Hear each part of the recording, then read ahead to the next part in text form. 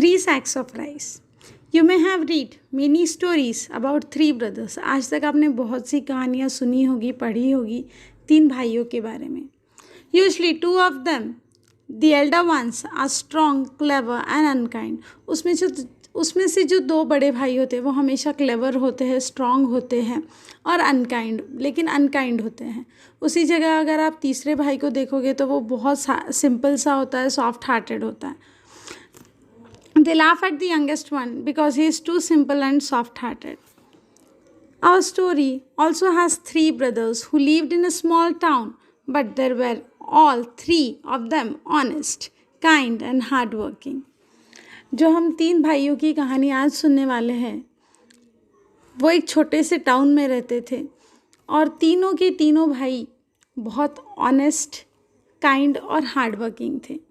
The elder one ran a shop, the middle one was a priest, and the youngest one had just finished his education. जो सबसे बड़ा भाई था वो दुकान चलाता था, जो दूसरा भाई था वो प्रीस्ट था, पंडित था, और जो तीसरा भाई था उसने अभी अभी अपनी पढ़ाई ख़त्म की थी. He had started taking up odd jobs to earn some money and to learn trade. उसने ऐसे ही छोटे मोटे काम करना शुरू किया ताकि उससे वो पैसे कमा सके और ट्रेड किस तरह से किया जाता है वो सीख सके. All 3 of them were fond of their mother. She had worked hard to bring up the 3 of them after the sudden death of their father. जो तीनों भाई थे उनको अपनी मम्मी से बहुत ज़्यादा लगाव था. She had worked hard to bring up 3 of them after the sudden death of the father. इसमें ऐसे हुआ था कि उनके पापा की डेथ हो जाती है और उनकी मम्मी ने बहुत ज़्यादा हार्ड वर्क करके उनको बड़ा किया था.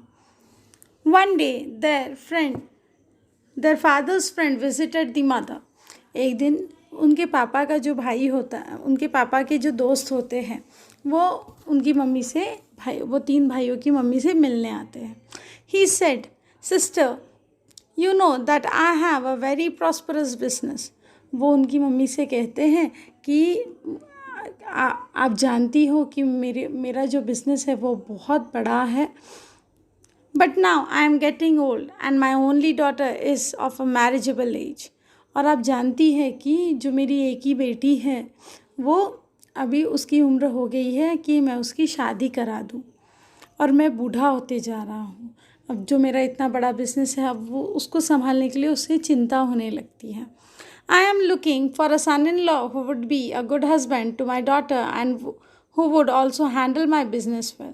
तो वो अंकल जो होते हैं वो कहते हैं कि मैं एक सन इन लॉ में एक जमाई ढूंढ रहा हूँ जो मेरे बेटी के लिए एक अच्छा हस्बैंड साबित हो और मेरे बिज़नेस को वो अच्छे से संभाल सके.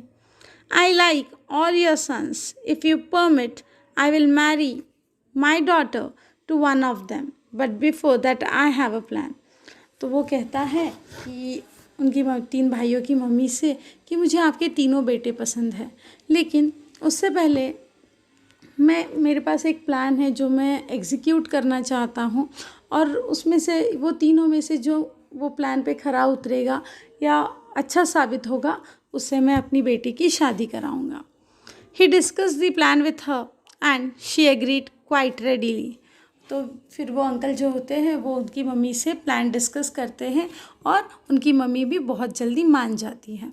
The next day the friend went to each of the 3 brothers one by one.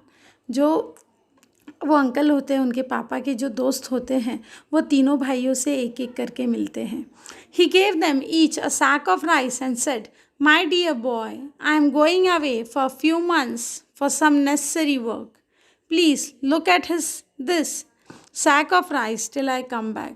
तो वो जब तीनों भाइयों से एक एक करके मिलते हैं तो वो हर भाई को क्या देते हैं कि हर एक भाई को एक सैक ऑफ राइस देते हैं. एक सैक ऑफ राइस देते समय वो बोलते हैं कि मैं कुछ महीनों के लिए बाहर जा रहा हूँ, तब तक तुम ये एक बोरी जो चावल है वो तुम्हारे पास रखो, जब मैं वापस आ जाऊँगा तो मैं ये ले जाऊँगा. दी फ्रेंड वेंट अवे, जो वो अंकल होते हैं वो चले जाते हैं। Many months past but he did not return, बहुत महीने गुजर जाते हैं लेकिन वो वापस नहीं आते। He was nearly a year before he came back, it was nearly a year before he came back, 1 साल होने को आ जाता है जब वो वापस आते हैं। He visited the eldest brother first, वो सबसे पहले सबसे बड़े भाई से मिलते हैं।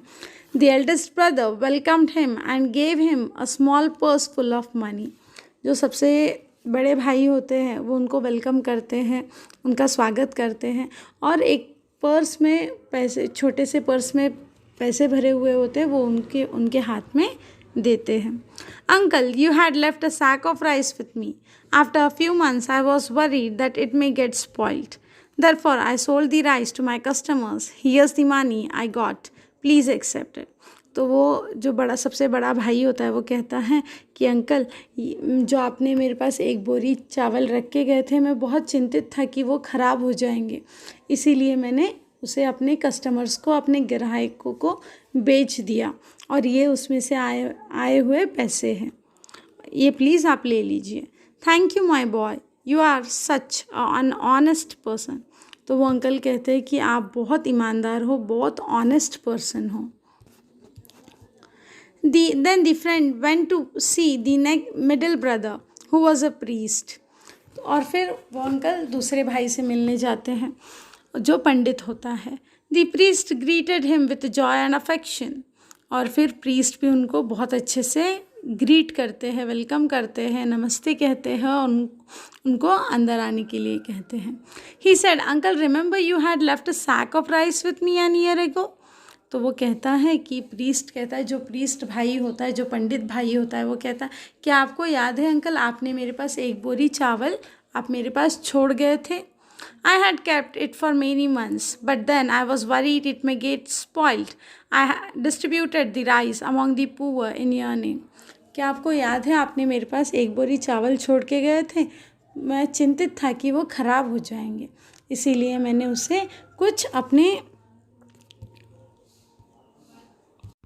मैंने वो चावल कुछ गरीबों में बांट दिए आपके नाम से। They all blessed you for satisfying their hunger, और उन्होंने आपको बहुत आशीर्वाद दिया ताकि जिसके कारण उनकी भूख मिटी है।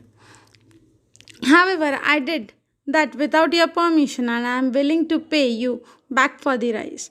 मैंने आपकी परमिशन ना लेते हुए, मैंने आपकी इजाज़त ना लेते हुए वो राइस जो है वो गरीबों में बांटे हैं, इसके लिए आप जितना कहोगे मैं आपको उतने पैसे दे दूँगा।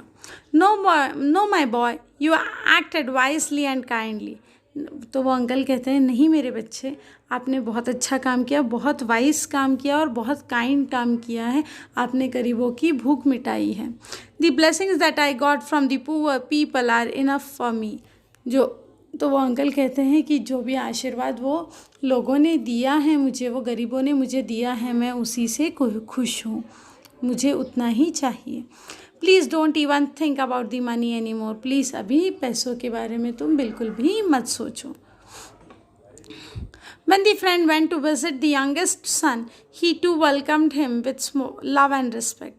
तो फिर उसके बाद सबसे जो अंकल होते हैं वो सबसे छोटे भाई को मिलने के लिए जाते हैं, वो भी उन्हें वेलकम करता है, रिस्पेक्ट देता है। But he said that he had a confession to make, वो कहता है मेरे पास एक कन्फेशन है, मैं आपसे कुछ कन्फेस करना चाहता हूँ। The sack of rice was lying with me for a long time, जो आपने एक बोरी चावल मुझे दिए थे वो बहुत दिनों तक मेरे पास पड़े थे। But then I had an idea, I often go to the neighbouring farm to help with the work. मुझे एक आइडिया आया, मैं हमेशा मेरे नेबर में, जो पड़ोस में जो खेत है वहाँ मैं हमेशा काम करने जाता हूँ, तो उससे मुझे एक आइडिया आया। I borrowed some unused plot of land from the farmer, मैंने कुछ रेंट से कुछ ज़मीन ली जो फार्मर यूज़ नहीं करता था। I exchange the sack of rice for a paddy and sowed the paddy in the plot, मैंने जो आपने एक बोरी चावल दिए थे उसे पैडी के साथ एक्सचेंज किया। Fortunately, the crop grew well and yielded 25 sacks of rice. और फिर वो जो पैडी से जो तो फिर वो क्या करता है कि जो एक बोरी चावल रख के जाते हैं वो अंकल, वो पैडी के साथ एक्सचेंज करता है। पैडी के साथ एक्सचेंज करने का मतलब जो धान है उसके साथ एक्सचेंज करता है, और फिर वो धान अपने जो अनयूज्ड प्लॉट है जो उसने लिया था उसमें लगाता है, और उससे उसको बहुत ज़्यादा फसल होती है। Fortunately the crop grew well and yielded 25 sacks of rice. और वो धान की वजह से जो उसने वो खेत में लगाए थे उसके वजह से उसे 25 बोरे चावल होते हैं। I have kept back 5 sacks and sold 20 of them। मैंने 5 बोरे जो चावल हुए हैं वो रखे हैं, और 20 जो बोरी हुए थे वो मैंने बेच दिए। Here's the money. If you allow, I would keep a part of it as my share, considering the labor and money I spent to get it all done। अगर आपकी परमिशन हो तो मैं कुछ पैसे, जो पैसे आए हैं 20 बोरी चावल बेचकर, उसमें से कुछ पैसे रखना चाहता हूँ। तो चाहता हूँ कि मीन्स वो मेरा शेयर रहेगा, जो मैंने मेहनत की है, जो मैंने मज़दूर लगाए थे उनकी मेहनत थी, वो उसके हिसाब से मैं कुछ पैसे लेना चाहता हूँ। A wide smile spread on friend's face. He had found his future son-in-law। और फिर वो जो अंकल थे वो बहुत खुशी से स्माइल करते हैं, और वो अपनी सबसे छोटा बेटा होता है जो काम करता है उसे अपना जमाई बना लेते हैं।